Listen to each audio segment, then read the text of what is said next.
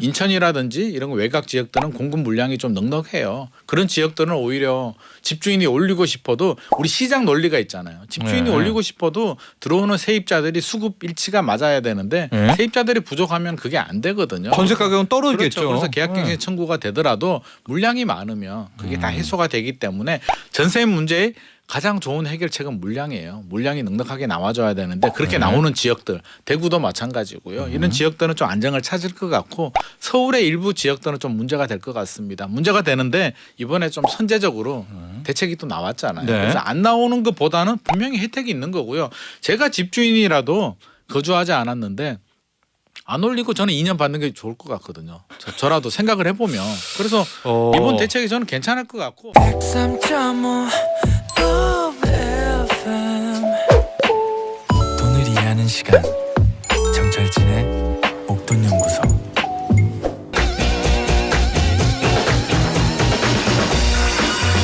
부동산 투자와 내 집 마련에 대한 고민은 늘 있죠. 언제쯤 내 집 마련에 성공할까? 지금일까? 아니면 기다릴까? 부동산에 대한 이슈와 궁금증 나눠봅니다. 김인만의 이만저만 부동산. 네, 부동산 경제연구소 김인만 소장 스튜디오에 나와 계십니다. 안녕하십니까? 안녕하세요. 엄청난 질문이 지금 들어왔습니다. 네네. 김종배님인데요. 소장님, 예전부터 궁금했던 게 인구는 자꾸 줄어들고 있고 아파트는 계속 짓고 있잖아요. 네. 그런데 왜 가격은 자꾸 오를까요? 공급이 늘고 수요가 줄면 떨어져야 되는 거 아닌가요? 아, 굉장히 심오하고요. 네. 제대로 한번 전곡을 찌르는 질문이 들어왔습니다. 맞는 말이에요. 맞는 말인데 이론적으로는 맞는 말인데요. 우리가 생각해야 될 게 인구가 줄어드는데 왜 집값은 계속 오를까에 대해서 많은 공급은 분들이 늘고 그렇죠. 네. 공급은 늘어나고 절대 아파트는 계속 늘어나고 있잖아요. 네. 근데 생각해야 될 게 인구라는 게 맞습니다. 절대 인구는 지금 줄어들고 있죠. 출산율이 줄어드는데 주택 구매 연령이라고 있거든요. 우리 10살, 20살이 집을 잘 안 사잖아요. 네. 일반적으로 주택 구매 연령을 40에서 59세, 좀 길게 보면 69세 정도로 보는데 그 층은 여전히 두텁다는 거죠. 그 층이 줄어들지 않고 아마 한 20년이 지나면 저는 절대 인구가 큰 영향을 줄 것 같지만 당장은 인구가 출산율이 줄어드는 게 주택 구매에 큰 영향을 주지 않고요. 아파트 공급은 계속 늘어나고 있지만 우리가 아파트만 있는 건 아니잖아요. 네. 빌라도 있고 주택도 있고 전체적으로 보면 아파트 비중이 50% 언저리 그 정도밖에 안 되기 때문에 아파트를 선호하는 사람들은 소득 수준이 늘어나면서 이제 계속 있어요. 그리고 40에서 아까 69세 주택 구매 연령들이 심리적인 영향도 있죠. 네. 최근 한 3년 동안 집값이 더 오를 것 같고 지금 사면 안 될 것 같으니까 안 사도 되는 2030들도 뛰어들면서 과수요가 좀 생겼죠. 그래서 집값이 많이 올랐는데 좀 안정이 된다면 저는 과수요가 좀 줄어든다면 주택시장도 서서히 안정이 되지 않을까 네. 생각합니다. 그렇습니다. 지금 조금 왜곡된 건 사실이고요. 네네, 맞습니다. 김종배님 그 논리가 이제 시장이 각성을 하는 순간 네네 맞습니다. 또 그냥 빠르게 찼더라고요. 이게 네네. 저도 과거 기자 시절에 보면은 천정부지로 오를 것 같던 강남 집값도 맞습니다. 2010년, 11년, 12년 뭐 추풍 낙엽처럼 무너지는데요. 그렇죠? 그때 생각하면 네. 지금 주식 요즘 분위기 안 좋잖아요. 네. 딱 그 분위기입니다. 그렇습니다. 그 현장에 또 있어 보니까 뭐 부동산 불패라는 말이 또 무색해졌더라고요. 저는 믿지 않습니다. 네. 부동산 불패. 그렇습니다. 자, 먼저 오늘 짧게 그래도 시황을 좀 봐야 될 것 같아요. 역시 여전히 거래는 없고 네네. 여전히 떨어지는 지역은 떨어지고 그런 멈춰진 상태죠. 네네. 네. 한국 부동산원 통계 보더라도요. 6월 둘째 주 보면 0.01% 뭐 소폭 하락 정도 하고 네. 있고요.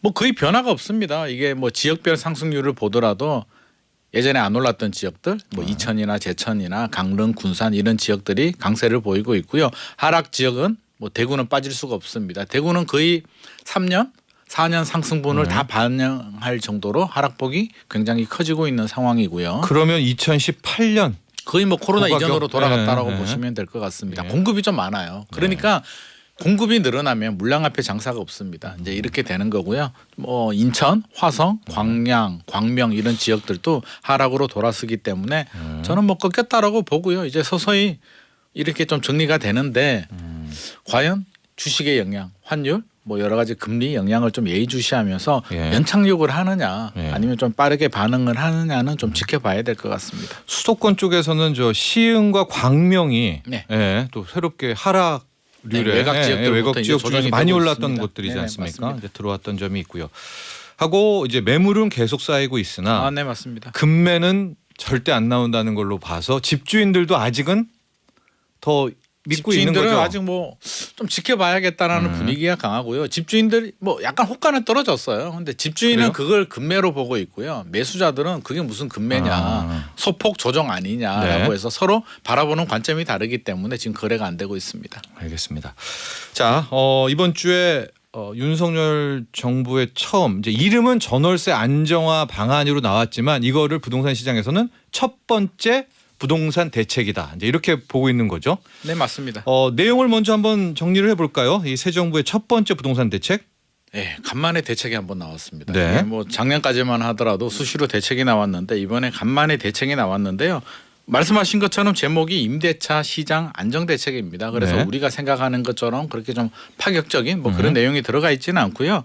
임대차 안정이다 보니까 당근을 좀 줬습니다. 기존에는 좀 채찍이 좀 대책에 많이 포함이 됐는데요. 이번에는 임대인한테도 당근을 좀 주고 네. 임차인한테도 당근을 좀 주는 대책이 나왔습니다. 네. 임대인한테 어떤 당근을 줬냐면 상생 임대인 제도 있잖아요. 상생 임대인 제도 혜택을 좀 더 늘려줬고요. 임차인한테는 세액공제, 소득공제 혜택도 주고 대출, 버팀목 대출도 한도를 조금 늘려줬습니다. 네.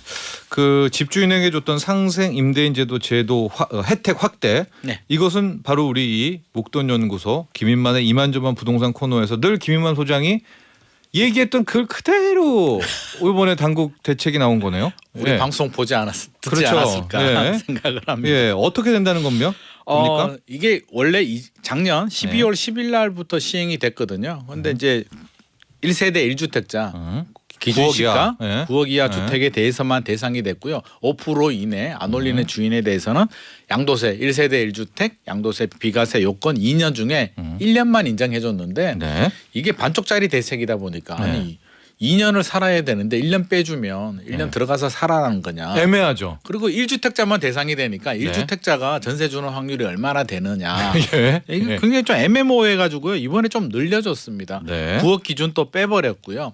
1년이 아니라 2년까지 늘려주겠다. 그러니까 양도세 비과세가 되는 그 실거주 2년을 그냥 주는 겁니다. 그냥 다 네. 빼버리는 거고요. 네. 장기보유 특별공제도 2년 빼주겠다. 그렇죠. 뭐 예. 그 내용도 들어가서 뭐 파격이라면 약간 좀 파격이라고 볼 수가 있어요. 그리고 다주택자들도 혜택을 주겠다. 예.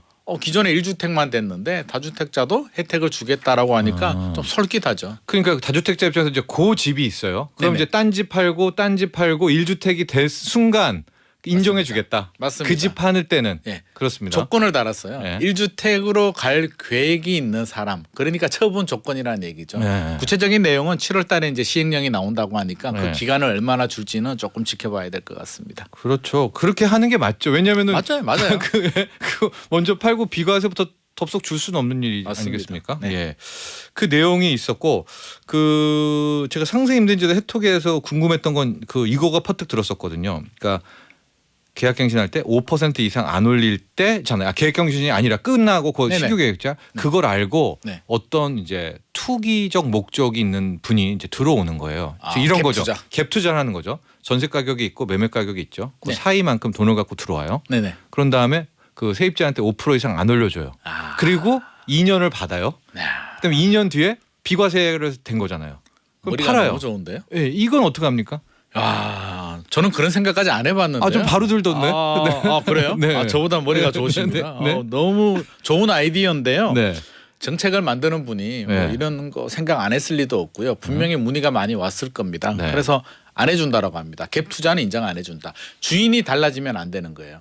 그래서 반대로 예. 같은 주인인데 임차인이 나갈 수가 있잖아요. 세입자가 나가고 예. 새로운 세입자가 들어와서 신규 계약은 할 수 있잖아요. 예. 신규 계약은 이전 계약 기준에서 5% 이내로 안 올리면 예.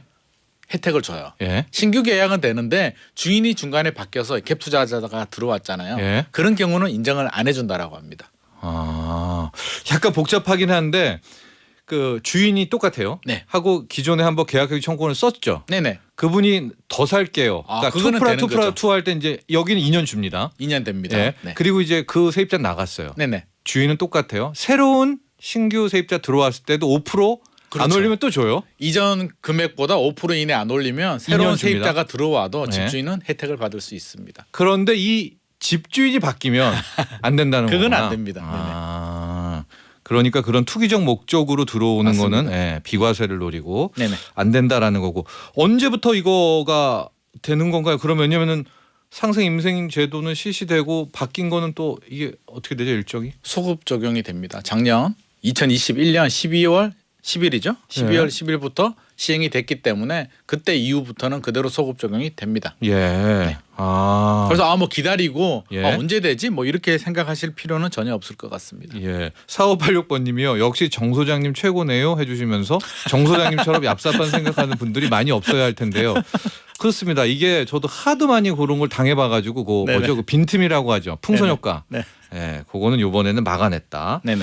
상생 임대인 제도는 그럼 언제까지 한다는 건가? 이것도 뭐 이게- 일몰인가요? 이게 한시적이거든요. 많은 사람들이 이게 영원히 지속이 된다라고 이제 생각을 하시는 분들도 계시는데요. 예. 원래 올해 2022년 12월 31일까지였습니다. 한시적인 제도였는데요. 네. 이번에 2년 연장을 해서 2024년 말까지 연장이 되니까 뭐 아직까지는 괜찮습니다. 시간이 남아 있고요. 2024년 말이 되면 다시 연장을 할지 네. 어떻게 될지는 좀 지켜봐야 되는데 저는 계속 이렇게 혜택을 좀 주면 좋지 않을까 하는 생각도 합니다.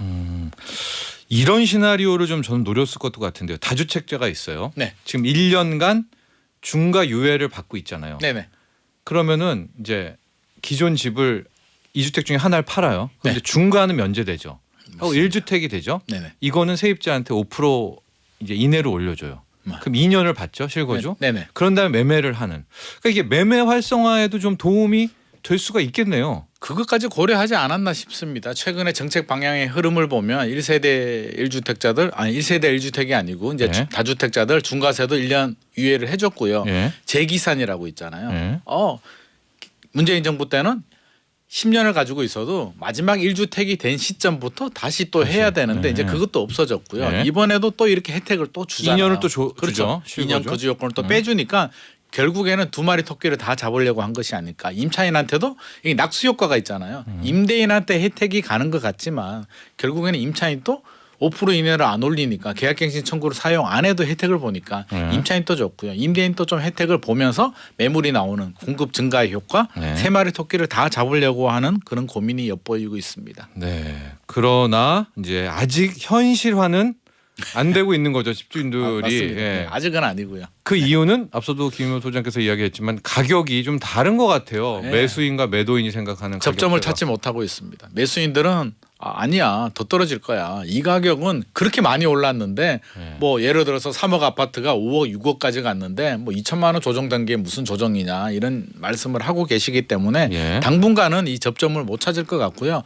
아마 이런 분위기가 지속이 된다면 호가가 좀 더 내려와야 되지 않을까. 지금 매수자 우위 시장으로 바뀌었기 때문에 결국 매도인들이 호가를 더 내려야 됩니다. 지금 분위기라면 예. 또 모르죠. 금리가 생각보다 미국이 많이 안 올리게 되고 물가가 빨리 잡히면 다른 양상이 될 수도 있겠지만 지금 미국에서 흘러나오는 뉴스를 보면 매수자 우위 시장이 좀 오래 갈 것 같습니다. 네. 왜 집주인들한테만 혜택을 주나요? 세입자한테는 혜택이 없나요? 라고 한다면요. 간접 혜택은 있죠. 아까 낙수 효과 제가 말씀드렸잖아요. 그래서 안 올리게 되니까 좋긴 좋고요. 세입자한테 직접적인 혜택도 있습니다. 아, 뭐죠? 버팀목 대출. 버팀목 대출이 우리 정책 금리를 적용해 주잖아요. 네. 그래서 버팀목 대출 같은 경우는 한도액을 좀 늘려줬습니다. 그래서 한도액을 기존의 수도권 같은 경우는 보증금 3억에 대출 한도가 1억 2천만 원까지 해줬거든요. 예, 예. 근데 이제 많이 올랐잖아요. 예, 예. 그래서 이번에 보증금 4억 5천에 대출 한도 1억 8천만 원까지 50% 정도 올렸고요. 네. 지방도 2억에 보증금 2억에 대출 한도가 8천만 원이었는데 2억 5천에 대출 1억 2천으로 좀 올려줬으니까 우리 서민들이 버팀목 대출 굉장히 좀 좋거든요. 네, 자격 절이죠. 요건이 되면 네. 굉장히 좋기 때문에 한도를 늘려준 거는 저는 굉장히 좀 긍정적으로 보고 싶고요. 월세 전환 속도가 좀 빠르잖아요. 네. 그래서 세액공제, 월세 세액공제도 12%에서 15%로 좀 올려줬고 예. 전세 대출 소득 공제 한도도 300에서 400만 원으로 조금 늘려졌습니다. 이게 뭐 엄청난 혜택이라고 볼 수는 없지만 어떻게 됐든지 간에 혜택을 주는 거니까요. 저는 이런 혜택들이 조금 더 많아졌으면 좋을 것 같습니다. 그 월세 세액공제 같은 경우에는 15%면은 꽤 괜찮죠. 괜찮습니다. 요즘 네네. 반월세, 반전세가 많잖아요. 맞습니다. 왜 이거는 세금에서 그냥 네. 15%를 빼주는 거 공제해 주는 거니까. 그래서 예, 이거는 이거는 괜찮아요. 그래서 네. 뭐 물론 100% 만족할 수는 없겠죠. 네. 완전 뭐 엄청난 대책이다라고 할 수는 없지만 어떻게 됐든지 간에 플러스 알파 혜택을 주는 대책들이기 때문에 저는 이런 대책들은 좀 자주 많이 나와주면 좋지 않을까 싶습니다. 자, 그리고 여기서 제가 중요한 질문을 하나 우리 김인만 소장께 드리도록 하겠습니다. 제가 앞서 오프닝에도 이야기를 했는데요. 지금 하반기에 전세 대란이 올 것이다. 의견이 많잖아요. 네네. 이제 계약갱신 청구권을 썼던 세입자들이 나오면서 지금 막 서울 일부는 수억을 올려줘야 된다는 쪽과 네. 최근 들어서 그 정도는 아닌 것 같은데라는 의견이 또 나옵니다. 특히 네. 수도권 일부 지역에서는 또 공급이 많아서 네. 세입자가 귀하다. 맞아요. 우리 김인만 소장께서는 올 하반기 전세 시장 대란인가 태풍입니까 미풍입니까? 저는 중간 정도?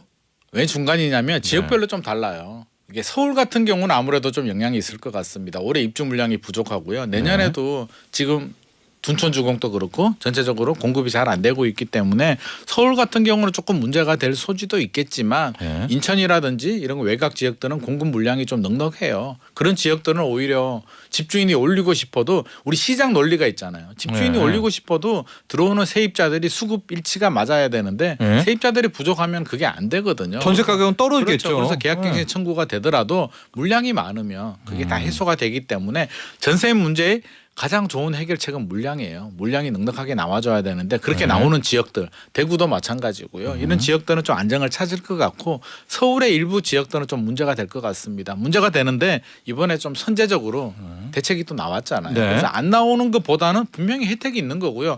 제가 집주인이라도 거주하지 않았는데 안 올리고 저는 2년 받는 게 좋을 것 같거든요. 저라도 생각을 해보면.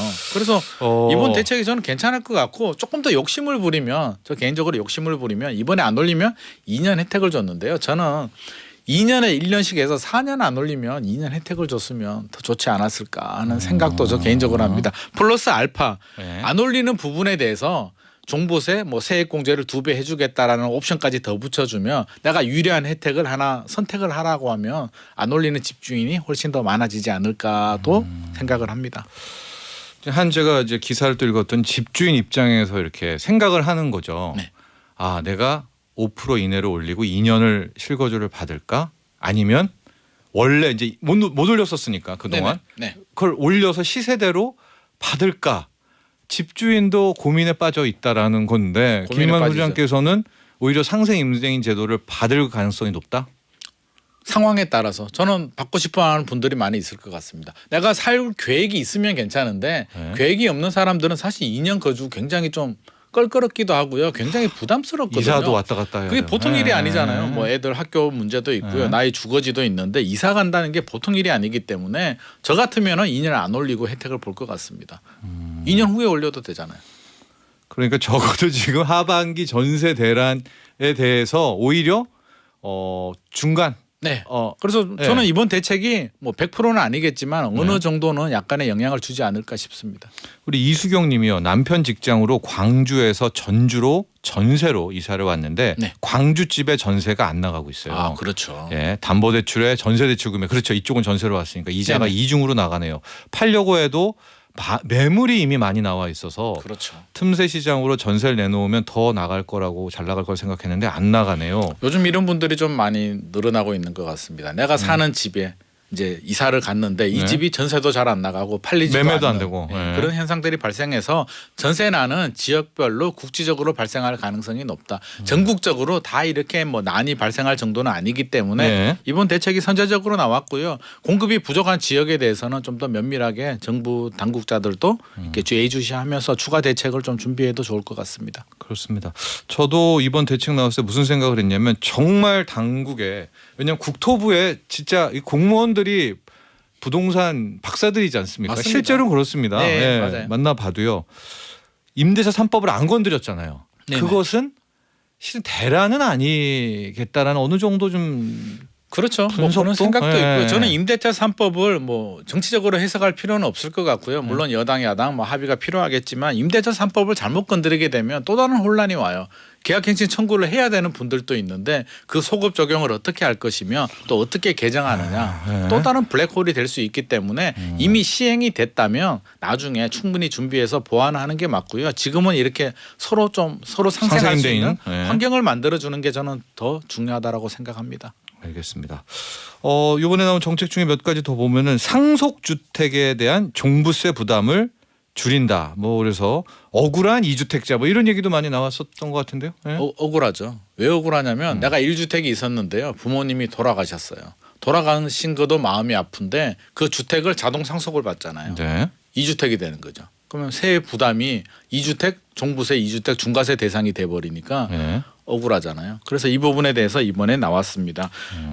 수도권 6억 공시가격 6억 네. 지방 3억 이하 주택을 상속을 받거나 지분 40% 이하 상속 주택에 대해서는 1세대 1주택으로 간주를 해주겠다. 그래서 부담은 1세대 1주택자들은 혜택이 많잖아요. 11억인가요? 11억까지 네. 공제가 되고 올해까지는 뭐 3억 더해서 14억까지 공제된다고 하니까 한 혜택을 많이 시세로? 보는 거죠. 그래서 시세로는 한 19억, 17억. 그렇죠. 그렇죠. 그 정도 되죠. 그러니까 상속받은 주택도 1주택 혜택 정도 인정해 주는 거고요. 가지고 있는 주택도 그렇게 되니까 양쪽의 혜택을 다 볼 수가 있는 거죠. 그래서 시뮬레이션을 해보면 예를 들어서 강남에 공시가격 한 20억 정도 아파트가 있고요. 수도권 지역에 뭐 한 5억 9천 아파트를 상속받았다라고 하면 지금처럼 중과세가 되어버리면 종합부동산세가 5천만 원 이상 나오는데 그렇죠. 이번에 이렇게 나눠버리게 된다면 뭐 한 300만 원, 400만 원 정도 나온다라고 합니다. 그러니까 부담이 많이 줄어들죠. 기존의 강남의 고가는 이제 1주택에 준해서 그렇죠. 예. 하고 상속받은 예. 주택도 1주택으로 되니까 저쪽으로 그거는 가고. 이제 아예 대상이 안 안 되겠죠. 되는 거죠. 그렇죠. 네. 그래서 네. 혜택을 많이 보니까 저는 이거는 맞다라고 봅니다. 상속 네. 내가 원해서 한 건 아니잖아요. 나의 선택의 여지가 아니기 때문에 맞고 이번에 추가가 나온 게 일시적 2주택이라든지 지방 저가 주택도 이런 혜택을 준다라고 하니까 이런 디테일은 괜찮은 것 같습니다. 네. 취득세도 혜택 누구한테 주는 겁니까? 약간 혜택을 주는데요. 정책의 방향이 정확해요. 다주택자들한테는 아직 아무런 혜택이 없고요. 네. 생애 최초로 취득세 하시는 분한테 원래 혜택이 있었어요. 연소득 7천만 원, 수도권 4억, 비수도권 3억에 대해서는 네. 1억 5천 이하는 뭐 100% 감면해 주고요. 1억 5천 초과되면 50% 감면해 주는데 복잡하고요. 뭐 부부 합산 7천만 원에 수도권에 뭐 1억 5천이 어디 있느냐 뭐 이런 얘기가 많아서 그냥 다 빼버리고요. 조건 다 빼고 200만 원 한도 내에서 그냥 감면해 준다라고 합니다. 생애 최초에 대해서는. 네. 그러니까 저도 이거는 좋은 것 같아요. 좀 심플해야 되거든요. 너무 복잡한 것보다 저는 정책은 좀 심플한 게 좋다. 누가 이해를 해도 이거 좋네. 200만 원 한도 내에서. 그래서 생애 최초. 생애 최초. 분명한 거는 네. 생애 최초입니다. 네. 대책 발표일 6월 21일 이후 취득분에 대해서 적용이 됩니다. 네. 자, 이렇게 윤석열 정부의 첫 번째 부동산 대책을 저희가 뭐 아주 핵심 요약 정리를 해 봤고요.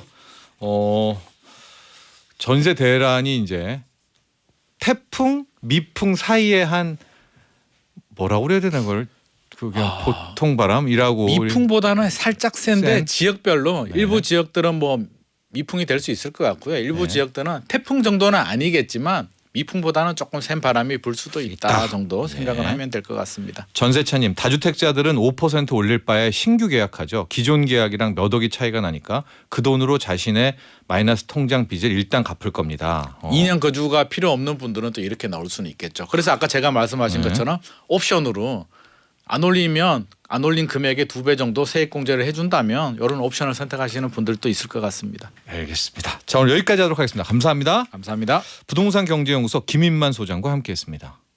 나도 부자 되고 싶어서 라디오를 켰어. 정확하고 철저한 정철진의 목돈 연구소.